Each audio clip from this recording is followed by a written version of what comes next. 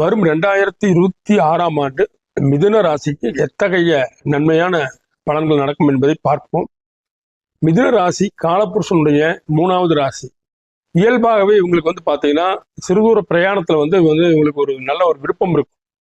ஒரு இடத்துல இல்லாம சிறுதூர பிரயாணங்கள் அடிக்கடி செஞ்சுட்டு இருக்கோன்னு இவங்க விரும்புவாங்க. மிதுன ராசி என்னைக்குமே இரட்டை குணம் இருக்கும். இந்த ராசியினோட தன்மை 2 குணமுள்ள ராசிகள். சரி, இந்த ராசிக்கு இந்த ஆண்டு எத்தகைய சிறப்பான பலன்கள் உண்டு என்பதை பார்ப்போமானால், இந்த ஆண்டு ஜூன் வரை 6வது மாதம் வரை இந்த ராசியிலேயே குரு பகவான் வீற்றிருக்கிறார். என்ன இருந்தாலும் குரு ஒரு இயற்கை சுபகிரகமாகும். ஆக ராசியிலே குரு வீற்றிருப்பது ஒரு நன்மையான பலன் தான். 7ஆம் அதிபதி லக்ன ராசியில் இருக்கும் பொழுது திருமண யோகத்தை கொடுக்கிறார்.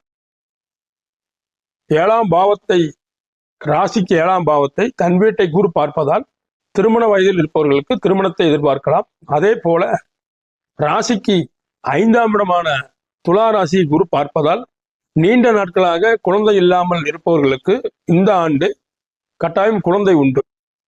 இந்த ஒரு நல்ல ஒரு ஏற்றகரமான ஆண்டாகவே இந்த ஆண்டு மிதுன ராசிக்கு அமையும். வேலை வாய்ப்பும் உண்டு. பொருளாதார விஷயங்கள் ஒரு நல்ல ஏற்றமிக்க ஆண்டாகவே இந்த ஆண்டு இருக்கும்.